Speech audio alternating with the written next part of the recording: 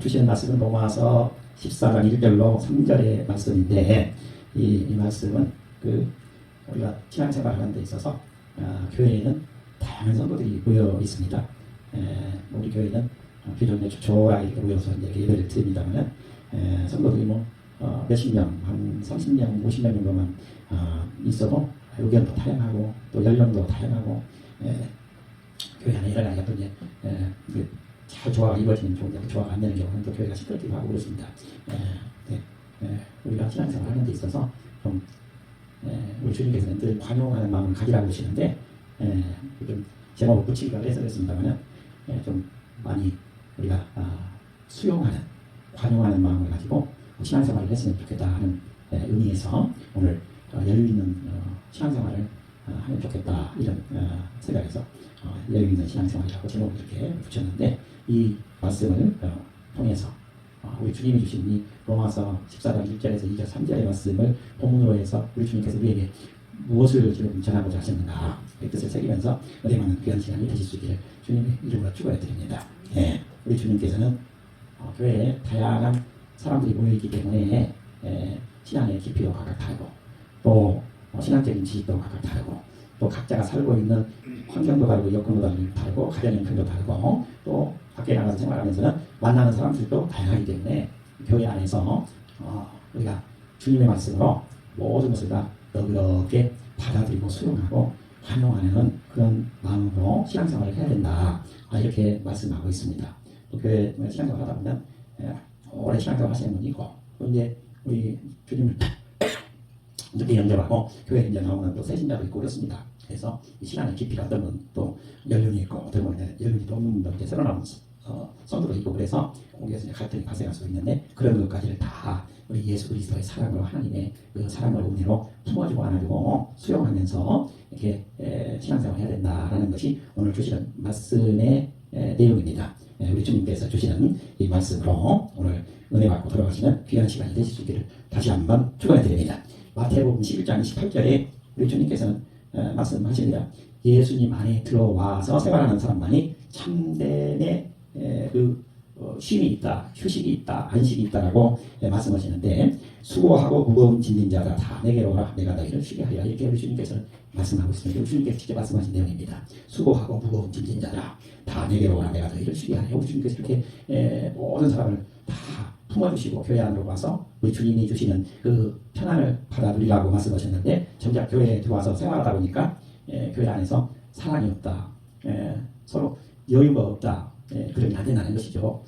오직 주님의 말씀으로 기준을 잡고 우리는 오직 예수 그리스도로 이 자리에 함께 모여서 찬송도 드리고 기도도 하고 교제도 하고 사랑을 나누는 신앙의 아름다운 공동체다.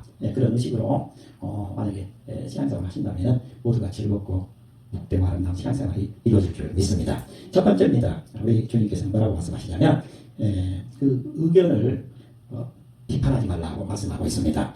1절을 우리 함께 읽어보도록 하겠습니다.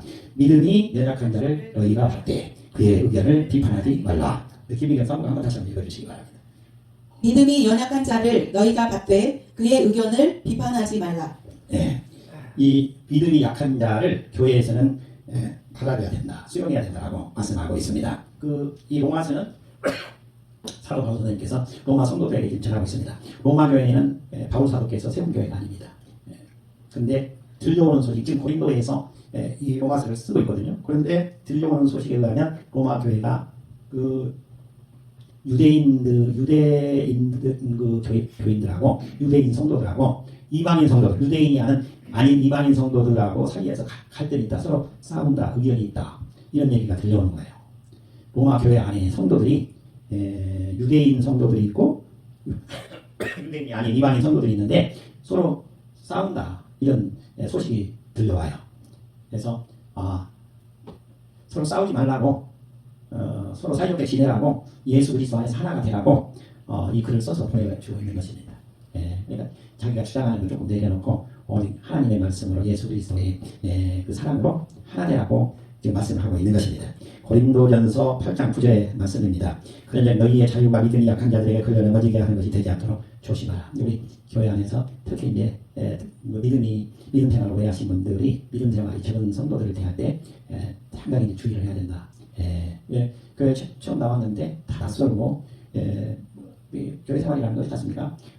교회에서 하루 계속 학교에서 생활하는 것처럼 교회 안에서 계속 날마다 나와가지고 생활하는 것이 아니기 때문에 되게 이제 바쁜 생활들을 하는 중에 수요 저녁 예배에 나와서 예배드리고 또 주일날 와서 예배드리고 무슨 행사가 있으면 이제 예배드리고 교대하고 하는 것이 이제 교회인데 어느 정도의 신앙적으로 성숙이 되려면은 신앙적으로 성장이 되려면은 좀 시간이 필요합니다. 근데 교회에 나오시는 성도들이 처음 교회 왔을 때는 말도 교회 안에서 사용하는 용어도 세상적인 용어가 아니고 다르고 그러니까 다 낯선 거예요. 그러니까 그런 성도들이 이 교회에 잘 자리를 잡을 수 있도록 그래서 예수 그리스도의 그 아주 따뜻한 사랑을 잘 받아들여서 교회 안에서 생활을 잘 할 수 있도록 해줄 의무가 있다는 거예요. 우리 신앙적인 연조가 있으신 분들이 그런 의미입니다. 그러니까 믿음이 연약한 자. 여기서 믿음이 연약한 자라고 하면 오늘날의 개념으로는 교회 이제 새로 나온 성도들 또 교회는 다니기는 하지만 교회 어쩌다 한 번씩 왔다 갔다 하고 생각나면 또 오고 생각 없으면 또 안 오고 뭐 이런 분들 있지 않습니까? 이런 분들에게는 그 교회에 오래 다니고 있더니 믿음이 좋은 신앙적인 그 성숙이 이루어진 성도들이 잘 인도를 해줘서 그들이 이 교회에 잘 안정되게 자리를 잡고 신앙생활을 잘 할 수 있도록 이끌어줄 의미가 있다는 것입니다. 로마서 15장 1절의 말씀인데요. 믿음이 강한 우리는 마땅히 믿음이 약한 자의 약점을 감당하고 자기를 기쁘게 하지 아니할 것이다. 다시 한번 읽어드리겠습니다. 믿음이 강한 우리는 마땅히 믿음이 약한 자의 약점을 감당하고 자기를 기쁘게 하지 아니할 것이다. 내가 기쁘면 안 되고 상대방을 기쁘게 해드려야 된다. 신앙생활. 내가 기쁜 것이 아니라 상대방을 기쁘게 해서 내가 기쁨을 느끼는 것. 이게 굉장히 중요하다는 것입니다. 내가 기쁘고 상대방을 기쁘게 한다는 것이 아니라 상대방을 기쁘게 해서 상대방이 기쁜 모습을 보고 내가 그 성도를 잘 신앙생활 할 수 있도록 도와주고 안내하고 이렇게 했더니 그 성도가 신앙생활을 잘 한다. 어찌게 신앙이 성장하고 있다. 잘하고 있다. 그거를 보면서 너무너무 기쁘다.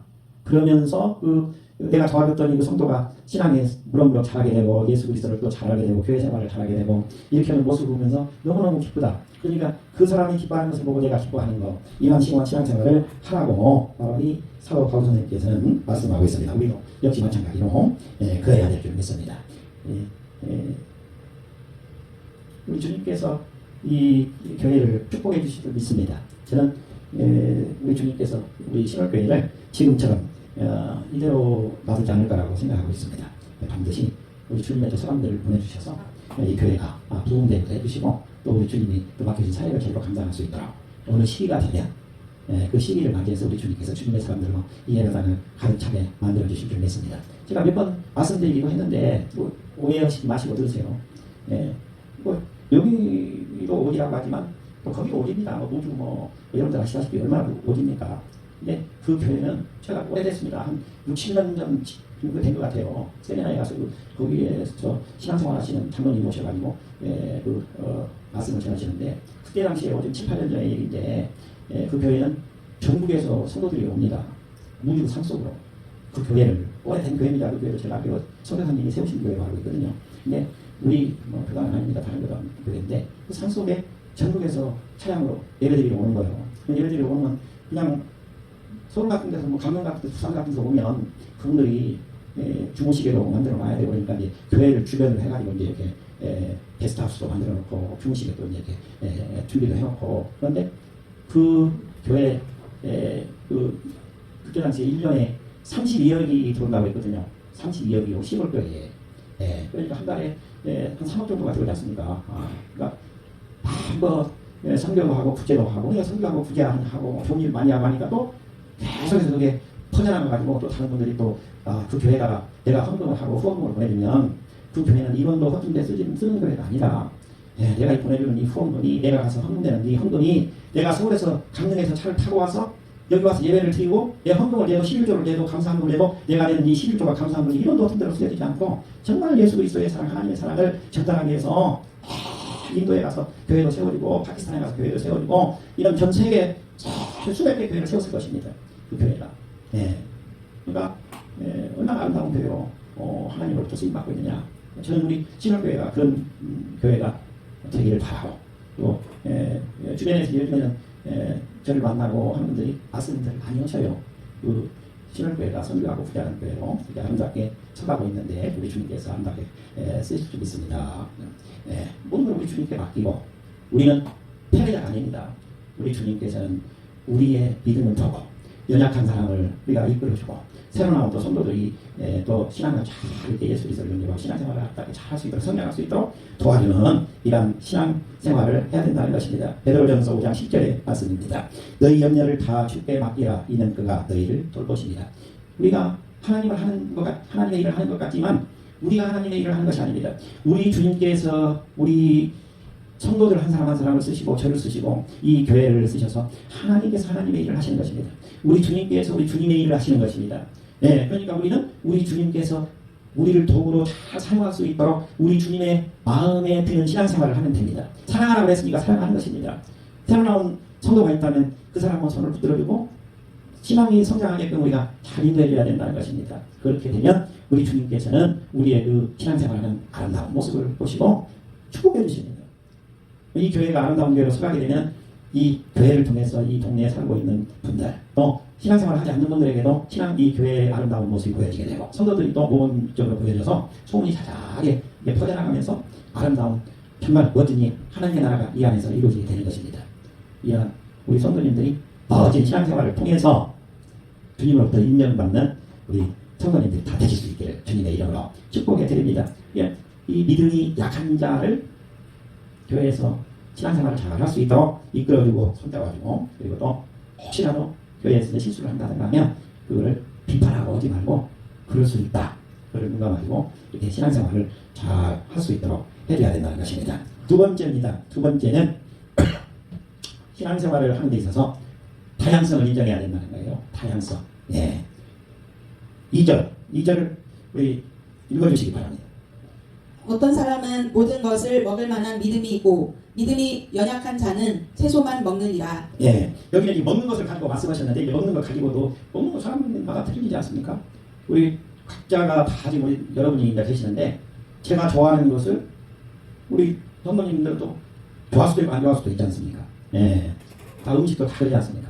그러니까 신앙생활도 마찬가지라고 음식을 예로 들었지만 사실 여기서는 음식에 관한 얘기라기보다는 신앙생활을 하는 데 있어서 다양한 그 성품들을 가지고 생활을 하기 때문에 어떤 사람은 크고 강한 믿음을 가지고 신앙생활을 하는 사람이 있고 또 어떤 사람은 아직까지는 신앙생활에 적응이 덜 되어서 작고 연약한 믿음을 가지고 신앙생활을 하는 사람이 있다는 것입니다. 그래서 서로 크고 강한 믿음 생활을 신앙생활을 하는 사람은 작고 연약한 믿음을 가지고 신앙생활을 하는 사람을 또 이렇게 품어주고 또 작고 연약한 믿음을 가지고 신앙생활을 하는 사람은 또 그 강한 믿음을 가지고 신앙생활을 잘하고 있는 분을 본받아서 또 나도 저분과 같이 신앙생활을 멋지게 했으면 좋겠다 하는 그런 바로 따라가는 신앙생활이 이루어질 수 있도록 서로 조화로운 신앙생활을 해야 된다.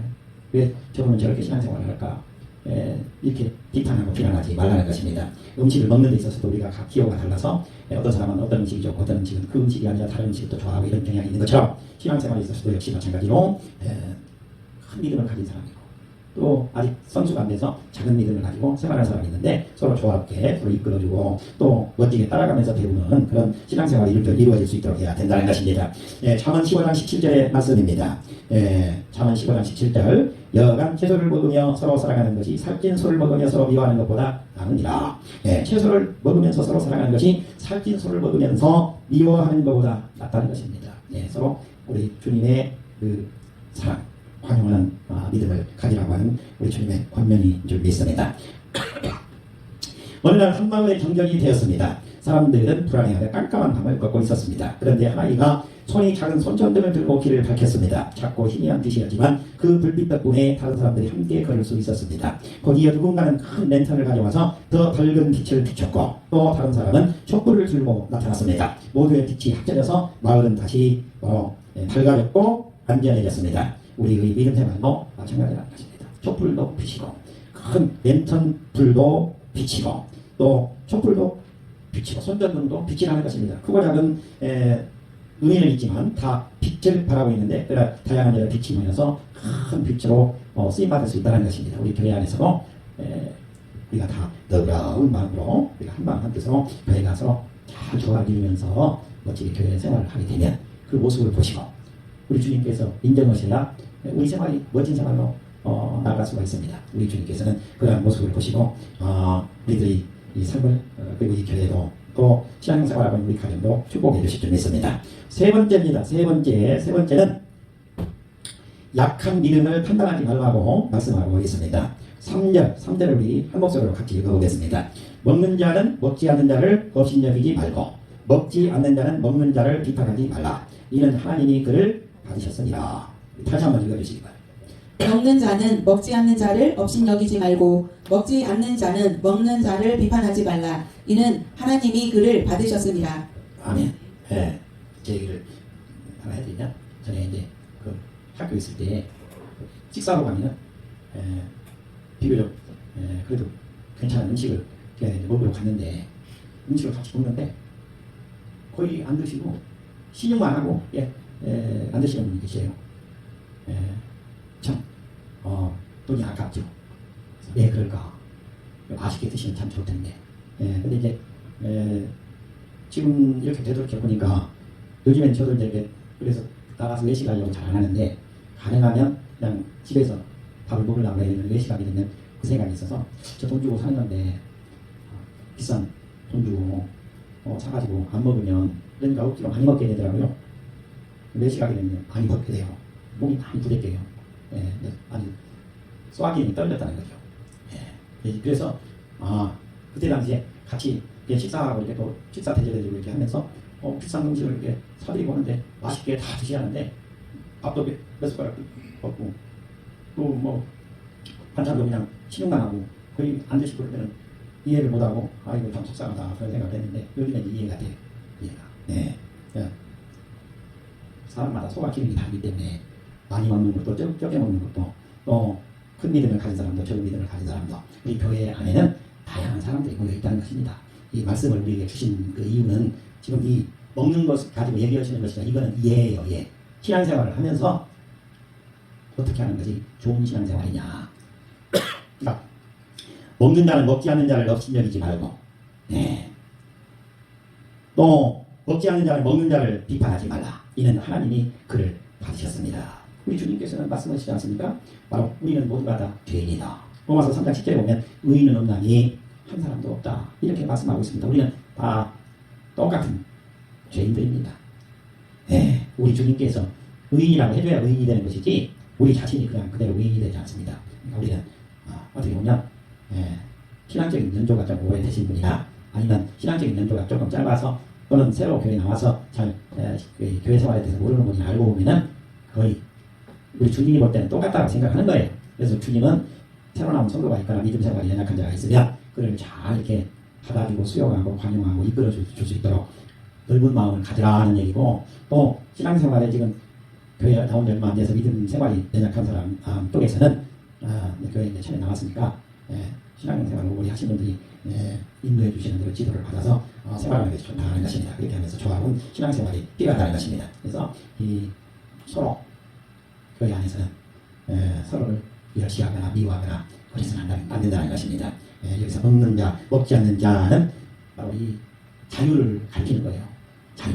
우리 모든 성도들에게는 자유가 있다는 거예요. 신앙생활을 잘할 수 있는 자유가 있다는 거예요. 그러니까 그거를 대입해서는 안 된다는 거예요. 신앙생활을 잘할 수 자유롭게 잘할 수 있도록 이끌어주는 그런 자세가 꼭 필요하다고 지금 이 말씀을 주고 있는 것입니다. 로마서 12장 3절의 말씀입니다. 내게 주신 은혜로 말미암아 너희 각 사람에게 말하노니 마땅히 생각할 그 이상의 생각을 품지 말고 오직 하나님께서 각 사람에게 나누어 주신 믿음의 분량대로 지혜롭게 생각하라. 믿음의 분량대로 생각하는 거예요. 믿음의 분량대로 신앙생활을 하라는 것입니다.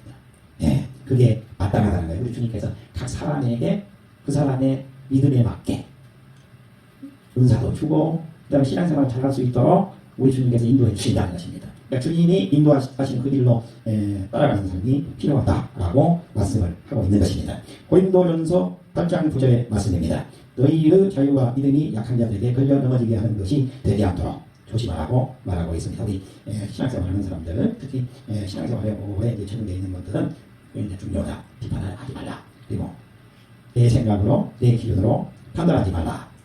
그리고 우리 주 예수 그리스도 안에서 하나님을 잘 믿는 신앙생활을 할 수 있도록 우리 교회 안에 들어와 있는 이 성도들, 즉 하나님이 인정하는 성도들은 서로 환영하고 사랑하고 존경하면서 멋진 신앙생활을 할 수 있도록 해야 된다라고 우리 주님께서는 권면하고 있습니다. 빌립보서 2장 14절의 말씀으로 오늘 말씀을 맺도록 하겠습니다. 빌립보서 2장 14절의 말씀입니다. 모든 일을 원망과 시비가 없이 하라. 아멘.